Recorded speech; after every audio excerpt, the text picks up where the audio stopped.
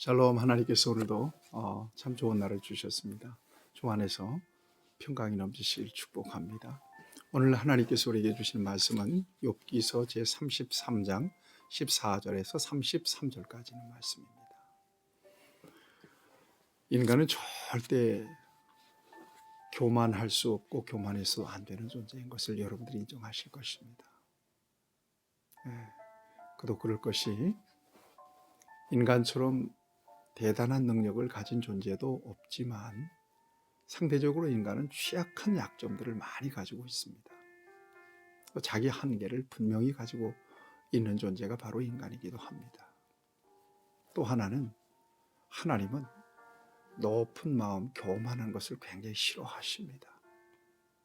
이 교만의 끝은 언제나 하나님을 향하거든요. 하나님의 자리를 넘보거든요. 근데 하나님은 아주 경계하십니다. 그래서 교만은 망하는 지름길이에요. 거만한 마음은 넘어짐의 앞잡이인 거예요. 하여튼 교만하면 끝이다라고 보면 돼요. 저 사람 교만하네, 끝이에요. 거기까지예요. 잘 나갈 때 정말 겸손하게 자신을 관리하는 것은 너무 중요하고요. 모든 것이 하나님의 은혜인 것을 저와 여러분들이 고백하며 사는 것 너무나 중요합니다. 여러분, 이스라엘 백성들이 출애굽해서 광야를 40년 동안 돌잖아요. 메마른 광야를. 훈련하셨어요. 신명기 8장에 보면 이는 너를 낮추시고, 낮추신 과정이 그렇게 40년 광야를 돌게 하신 목적이 낮추시는 과정이었다는 거예요. 너를 시험하사 하나님의 명령을 듣는지 안 듣는지 알려 하려 하심이라. 여러분, 교만하면 광야를 돌아요. 겸손하고 온유하면 모든 연단은 끝이 납니다. 그저 그냥 나 죽었습니다 그러고 나는 오직 하나님의 은혜로 삽니다 라고 고백하며 사시는 저와 여러분들이 되기를 바랍니다. 왜 그런가 하면 오늘 본문 말씀을 보세요. 엘리후는 지금 욥을 향하여 아주 굉장히 벼르고 있습니다.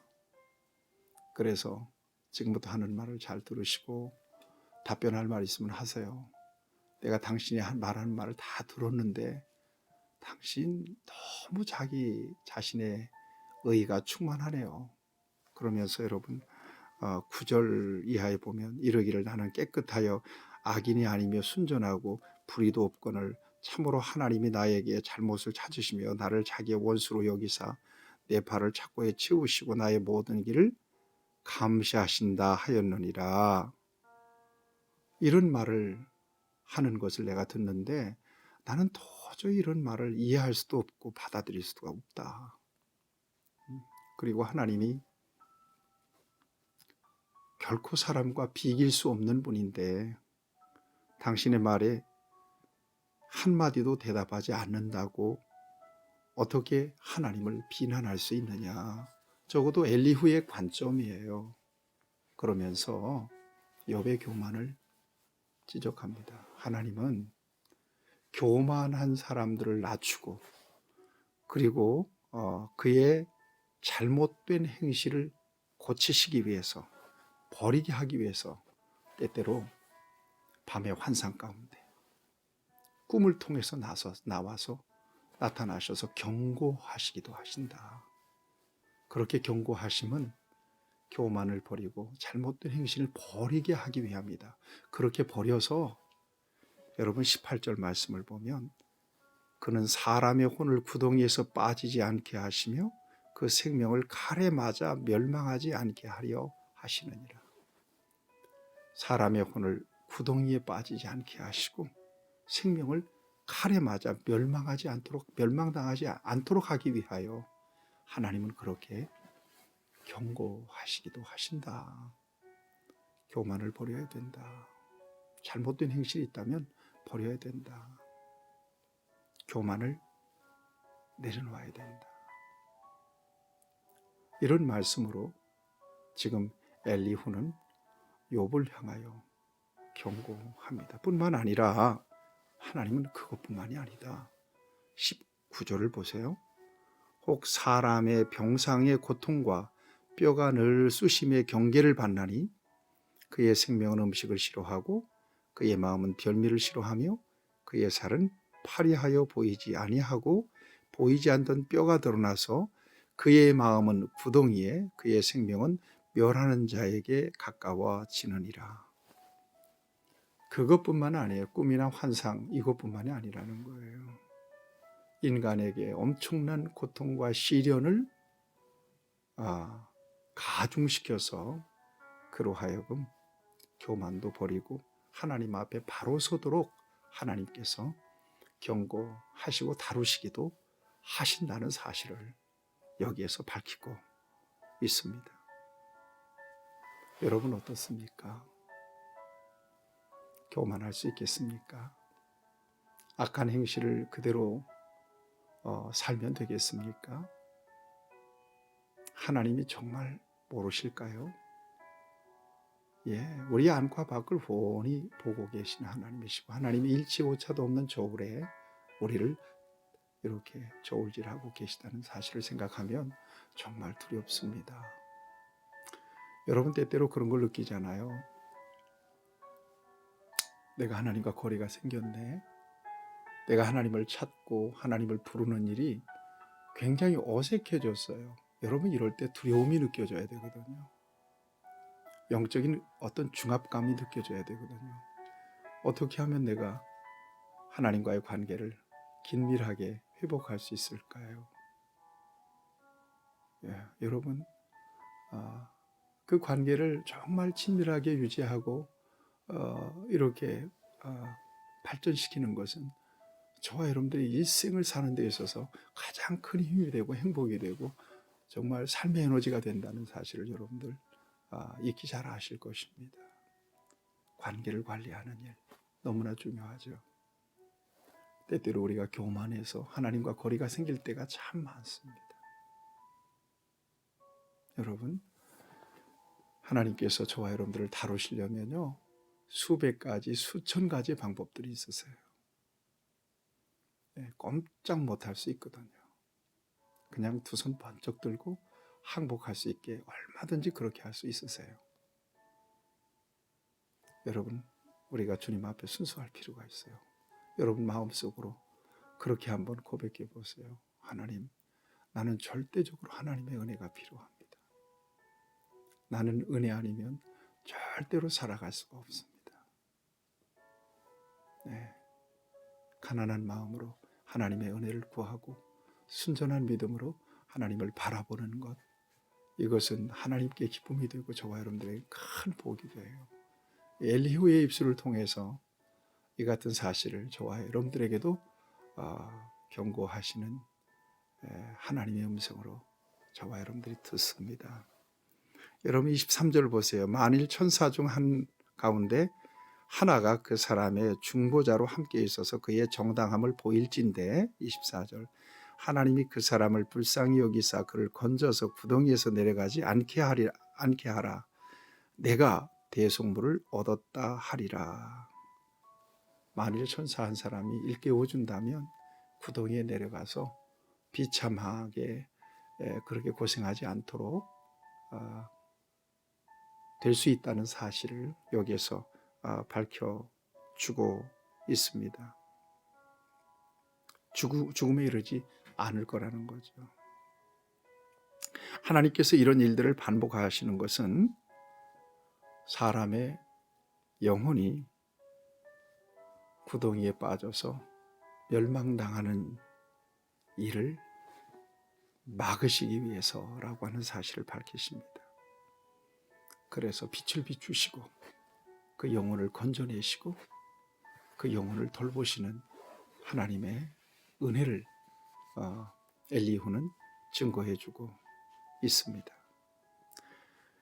여러분 27절 말씀을 보세요. 그가 사람 앞에서 노래하여 이르기를 내가 범죄하여 옳은 것을 그쳤으나 내게 무익하였구나. 28절 하나님이 내 영혼을 건지사 구덩이에 내려가지 않게 하셨으니 내 생명의 빛을 보겠구나 하리라. 실로 하나님이 사람에게 이 모든 일을 제3 행하심은 그들의 영혼을 구덩이에서 이끌어 생명의 빛을 그들에게 비추려 하심이라. 놀라운 하나님의 은혜입니다. 여러분, 자식이 힘들고 어려울 때면 부모 입장에서는 굉장히 고통스럽습니다. 자식이 행복하면 부모는 절로 행복하죠. 하나님 역시 마찬가지죠. 독생자를 버려서 저와 여러분들을 구속하셨잖아요. 저와 여러분들의 행복을 하나님은 정말 학수고대하시고 원하실 것입니다. 어떻게 행복할 수 있는 것입니까? 그것은 다른 거 아닙니다. 하나님과의 올바른 친밀한 관계 속에서만 진정한 행복을 누릴 수 있거든요. 근데 그 관계를 가로막는 것들이 어떤 것들이에요? 교만이에요. 욕심을 따라, 세상의 정욕을 따라 하나님 앞에 범죄하는 것이죠. 앞에서 말씀했죠. 그의 행실, 못된 행실, 이런 것들이죠. 이런 것들은 하나님과의 장애물이에요. 이것들을 하나님은 버리기를 원하세요. 겸손하게 낮아지기를 원하시죠. 인간은 절대로 교만할 수도 교만할 수도 안 되는 존재입니다. 은혜 아니면 안 됩니다. 매 순간순간마다 하나님이 붙드시는 그 은혜의 손길이 아니면 내 인생은 답이 없습니다. 여러분 생각하세요. 여러분들 정말 힘들고 어려울 때 누가 내일처럼 달려와서 도와줄 사람들이 얼마나 돼요? 도와준들 어느 정도나 도와줄 수 있겠습니까? 결국 우리 하나님이세요. 결국 하나님만이 저와 여러분들의 도움이 되세요. 그러니 여러분, 하나님과 거리가 생기면 되겠어요? 하나님과 어떤 그 장애물이 생기면 되겠어요? 하나님은 그렇게 영적 장애물들이 생겨서 하나님과의 관계가 어그러지거나, 그래서 인간이 저 깊은 나락으로 떨어지고 고통과 시련과 또 여기 어떤 구덩이에 떨어져서 멸망을 당하는 것에 대해서 하나님은 굉장히 우려하시고, 그러지 못하도록 저와 여러분들을 때때로 연단하시고, 또 꿈이나 환상을 통해서도 가르쳐 주시고, 또 시련을 통해서 우리의 교만을 낮추시는 경우가 있다는 사실을 오늘 이 말씀은 우리에게 말씀해 주고 있는 것입니다. 앞에서 말씀드렸죠. 겸손하고 온유하면 모든 연단이 끝이 납니다. 나 죽었습니다. 하나님만이 나의 유일한 소망입니다. 나의 나된 것은 하나님의 은혜입니다. 이 고백 가지고, 변치 않는 고백 가지고 저와 여러분들이 하나님께서 베풀어 주시는 은혜 안에 있기를 바랍니다. 이것이 행복이요, 이것이 축복입니다. 오늘도 그 같은 행복을 저와 여러분들이 누릴 수 있기를 바랍니다. 하나님 아버지, 때때로 하늘 높은 줄 모르고 우리의 심령이 높아질 때가 있고, 딱딱하게 굳어질 때도 있고, 교만하고 별것도 아닌 것 가지고 거만을 떨 때도 있습니다. 하나님이 보실 때 얼마나 우스울까요?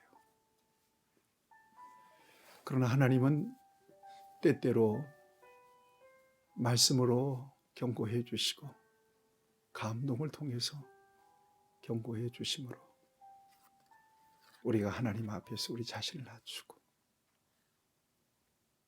그렇습니다. 하나님의 은혜 아니면 나는 꼼짝 못하는 인생입니다.